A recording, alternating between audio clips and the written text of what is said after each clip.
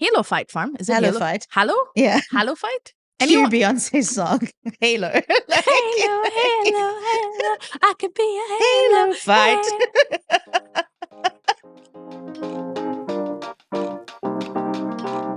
Welcome to Nourished by Spinneys, the podcast which promises to inspire you to eat well and live well. I'm Tiffany Eslick.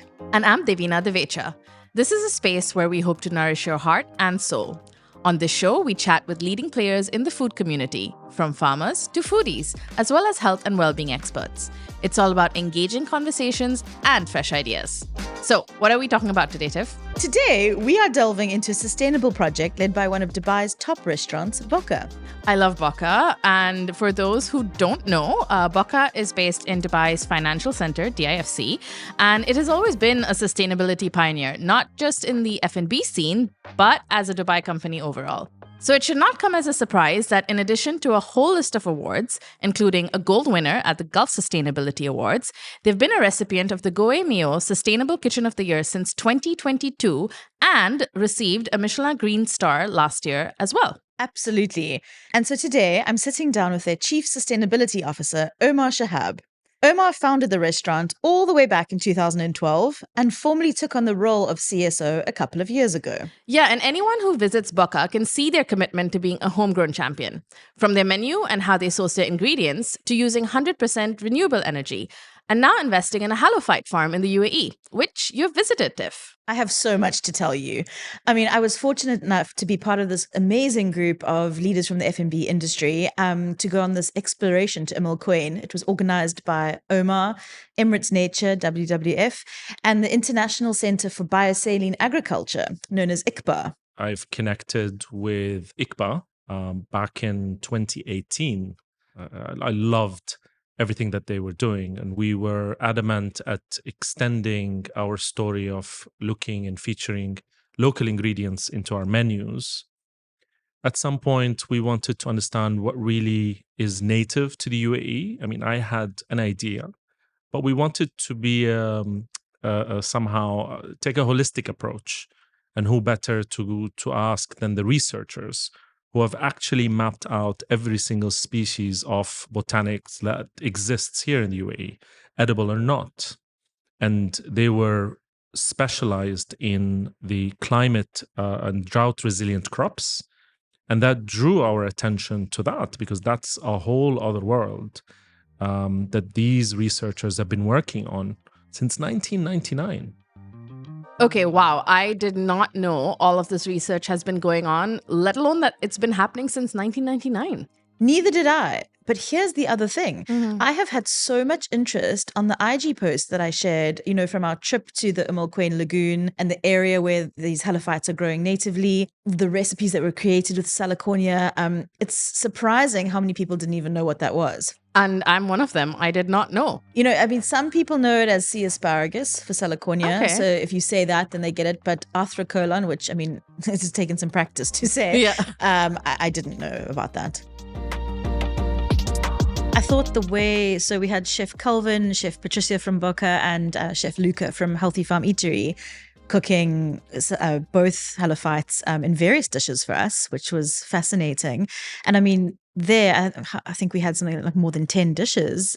You see the versatility of these ingredients is amazing, I don't know if I'm just like a foraging geek who gets super excited about this stuff, but I thought, we started with that beautiful drink, which I've coined as nature's cream soda. So it was like an infusion with salicornia, geranium, green apple, and it was beautiful. There wasn't really that saltiness at all that came through. Then a beautiful salad with papaya, the camel milk laban. I thought that we'd be double downing on salt with that because I find camel milk quite salty already. But not, it was actually very delicate. Then in the risotto, I think it's amazing how versatile these ingredients are. No, absolutely. That was such an important exercise to get 3 incredible talents from the UAE, from Dubai, and have them take over Casa Mikogo's kitchen and explore this extensive menu. We didn't want the menu to have a specific starter or dessert, so we asked them to just create different. The idea was to show different applications of the halophytes. both of them, salicornia and arthrocolon, in different forms. And it was because the three chefs come from different backgrounds, different cuisines, different styles.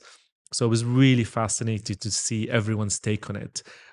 Initially, one of the ideas was to do a larger cook-off. Obviously, logistically, it's a lot challenging to execute. Yes. But you could see the look on chefs who were with us that day. Everyone thinking what they would have done. Yeah. Right. Obviously, they're very respectful of what food is being served. But if you take them one-on-one and on the side, they were immediately volunteering to say, oh, I would have done it this way. I would have just shown it on its own. And I had a couple of side conversations. Yeah. And this is exactly what we want. And that was the idea of the small survey that we had in order to see everyone's take. Because collectively, I think we want to expand the usage of these ingredients, and who better to ask than chefs, who have this transformational ability, this power to take something raw and execute something that we never thought possible, combinations that we never thought could come together. I love that. And it was super encouraging to hear everybody coming up with ideas. Stasha wants to do, from 21 Grams, said she wants to do like scallion type pancakes with it. And she's patenting that idea. So nobody tried to take it. But I thought that was a really good idea, because imagine that sort of texture and then that saltiness coming through. It would be beautiful. These halophytes, so they are growing naturally in the UAE, which is fantastic. But then they're also cultivating more. Like we looked at that site in Umm Al Quwain next to Casa Makiko, where the event was. Why are they doing that as well? Is there not enough in abundance? Are they doing that just to be able to farm it so there's more? So the variant that ICBA is working with is not the same one that exists in nature here in the UAE. Okay. They're working with a different variant. They're trying to obviously understand the plant entirely, how it could thrive in different saline water. They're trying to grow it in greenhouses, in a hydroponic. So they're trying to see what different applications, because we can use human intervention. Yeah. We cannot just rely on what's out there in the wild. Now, at the same time, and under a wider umbrella, a larger project called Nature-Based Solutions, in partnership with Emirates Nature, came this whole idea of exploring the native variety. And the Nature-Based Solutions project, the specific one in Umm Al Quwain, there are many businesses and entrepreneurial projects that could come out from this project. I mean, Exhibit A is Kasami Coco, and where it exists. Ecotourism, which is a big mandate of the Umm Al Quwain government. And at the same time, we're trying to explore halophytes as a nutritious source of food and feed, because what is mostly edible are the tips of the halophytes, but then you have the entire stem that could be used in animal feed. So really trying to explore and actually expand the usage of the entire plant and that entire area. So looking at it holistically. If you think of like Dibba Bay oysters and how the salinity in the water here is giving the oysters a specific taste and we're getting that seasonality, I wonder if the salicornia that we have here is so different to perhaps the one that you're finding in England or Germany, because of the salinity. So has anyone raised that? Yeah, absolutely. That is exactly the kind of questions that we want to answer. What is the flavor profile? What is the texture like? How do they react to heat and different kinds of cooking and transformational methods that chefs have access to? We did a small tasting side by side with salicornia from the Netherlands, from France, the variant from ICBA, and the one from Umm Al Quwain. They were so different in terms of salinity, in terms of bitterness, in terms of texture. It's very fibrous plant, so it varied a lot. And it wasn't necessarily, the local one wasn't necessarily the saltier one. It was actually the Dutch one, I remember. Oh, okay. That was way saltier. So these are the things that we want to explore. Bringing the community together like you did is, I know that's one of your pillars at Boca, part of your sustainability pillars.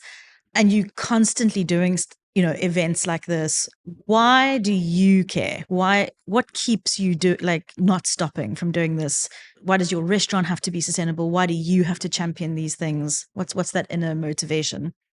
I think it was from the get-go when we created the restaurant, regardless of the cuisine that we were serving or the environment that we were creating in the restaurant in that specific location.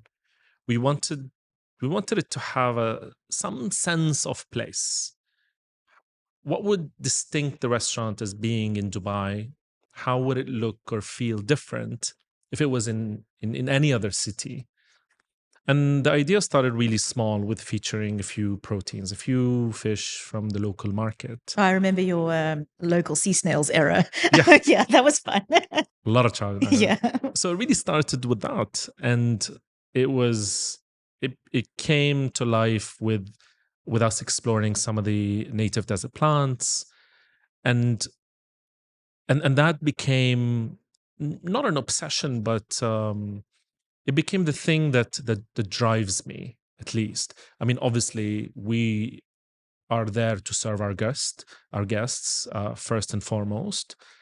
So we have an obligation to those who are, leaving their homes, dealing with traffic, parting their ways with their hard-earned money to come and have a delicious meal in a comfortable setting with good service. Now, if we can do that while still delivering this distinct way, whether it's in the ingredient or in the thought process, I think this was extremely important for me.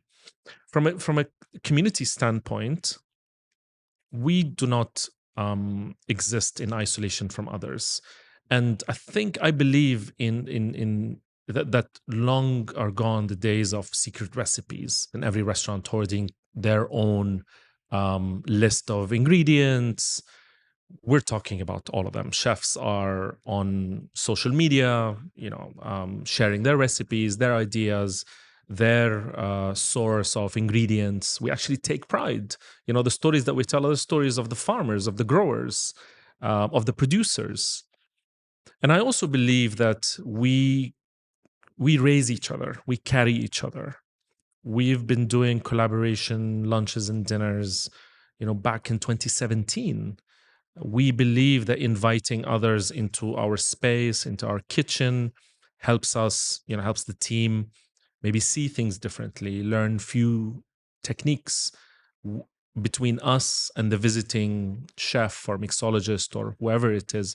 We share our contacts, our data. We cross each other. And we help raise each other. I really truly believe in that it's not a zero-sum game, that I think if we all bring something to the table.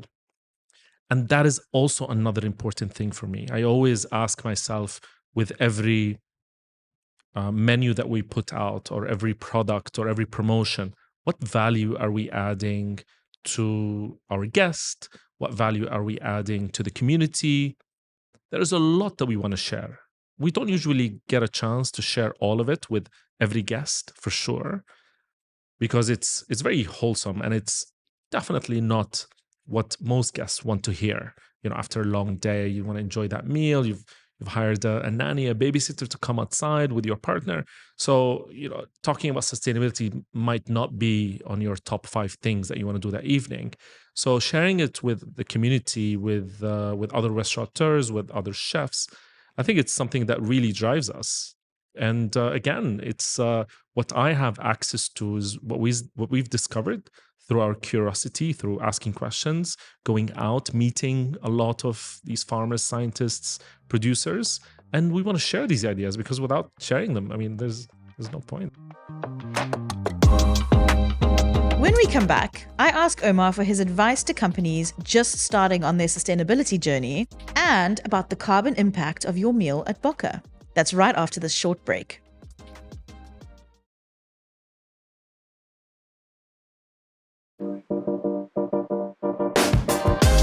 Welcome back.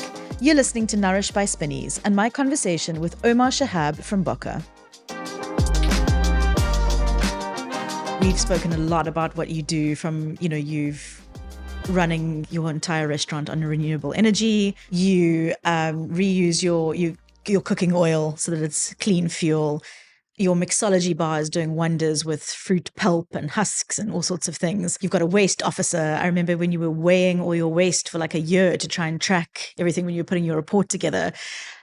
What is next? Are you going to have like a Boca farm, or what are you working on at the moment that you can talk about? We're really immersed in this project that we're collaborating with Emirates Nature WWF and ICBA, and we'd like to see it through. I think we've only touched the surface. We were able to introduce it to a small group. The idea is to expand that, because I know there are a lot of others in the culinary world who are extremely interested, and would love to have this as a very inclusive project, to see everyone's take on it. There are artists who are curious. Nahla Tabba, who Yeah. is extremely curious, and I would love to see what she would do with that, not just in culinary, but also crossing over with the art as well. So there's definitely a lot of things that we can do there. I think what we're aiming towards is an October date, World Food Day, to do a similar exercise, but open it to the public. Oh, great. So to get more people involved. Hopefully by then we will have a halophytes guide with a cookbook element as well included. So that's definitely going to take a bit of our time. I think in the restaurant, we definitely see us maturing in terms of our usage of a lot of these ingredients, halophytes and other native species. I think this is a very important part of our story. And I'd like our team, Chef Patricia, to expand her the applications of some of these so we can lead with them a lot more. Obviously, they're very challenging, as you saw, extremely salty and bitter, for example. So you have to constantly be balancing that with acidity and sweetness. Yeah. It's very hard to take it just the way it is, which is absolutely fine.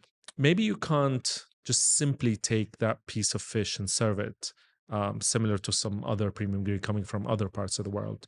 But with certain techniques and certain applications, you can definitely create something that is absolutely delicious and worth serving in a premium environment and in a restaurant.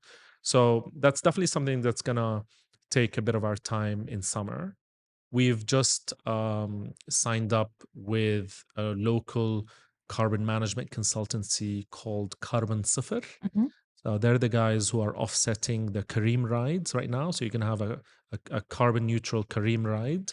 So in the restaurant, because we've done our carbon emission calculations for 2 years now. So the second report is ready with us. We just need to put it out there. So we know roughly what is the environmental impact in kilograms of carbon of every diner with us. Okay. Wow. And that allows you to scan a QR code at the end of your meal and offset your meal. And that comes around 3.5 dirhams, by the way. Okay. Oh, wow. So I do a bit of work with the local marine conservation Azraq. Mhm. And they're doing a lot of work in terms of mangrove plantation. So actually, Carbon Sifr works with Azraq. Okay. So it's the whole circle is coming together. Yeah. Yeah.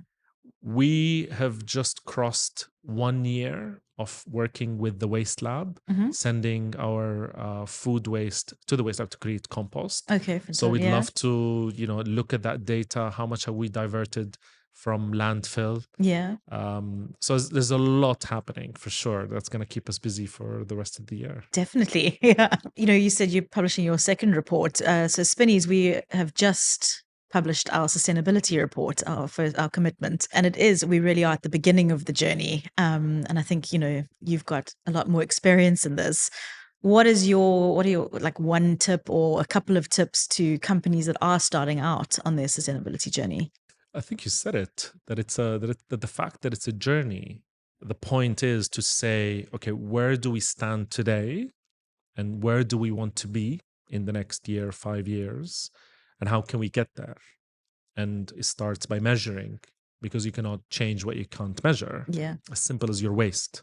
No matter what business you operate in, whether it's a restaurant or a supermarket or just a regular trading office. I think you can start by physically measuring your impact without hiring carbon management consultants, without having any expensive experience coming in.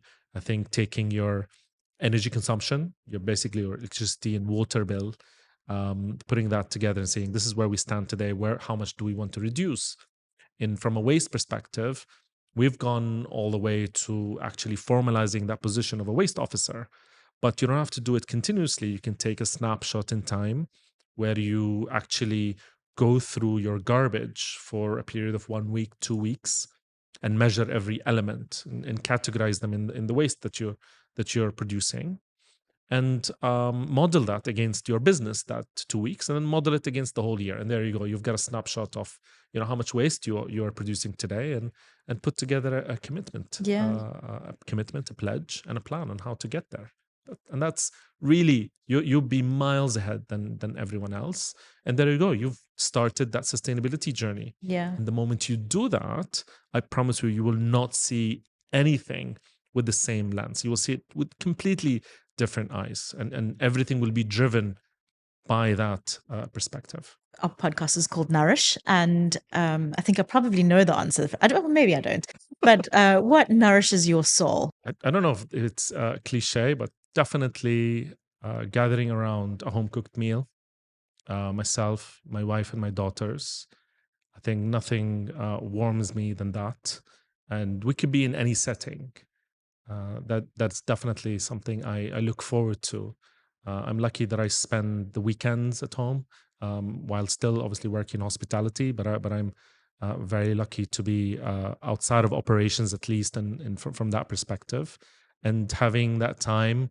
I think I really cherish that a lot. I thought you were going to say community, so I did not know, but I love that. That does as well. And I know how dedicated you are to your weekends. So no, that's great. Thank you so much for chatting to us. I mean, I could talk to you for hours, as you know. Whenever we start talking, our lunches turn into dinners. And, exactly. But yeah, it's fascinating what you're doing, and I love that you share it with everyone. So thank you. Thank you. Thanks. Absolute pleasure. So, Tiff, I heard you tell Omar that Spinneys has just published its first sustainability commitment report. Yes, and you can find a link to it in our show notes. This episode was brought to you by Spinneys and is hosted by me, Tiffany Eslick, and Davina Devicha. We're produced by Chirag Desai. Don't forget to follow Spinneys on Instagram, Facebook, and TikTok for more. You can also visit us at spinneys.com, where you can shop for fresh produce and a variety of local and exclusive products. We'll be back on the palm for our next episode in 2 weeks. See you then.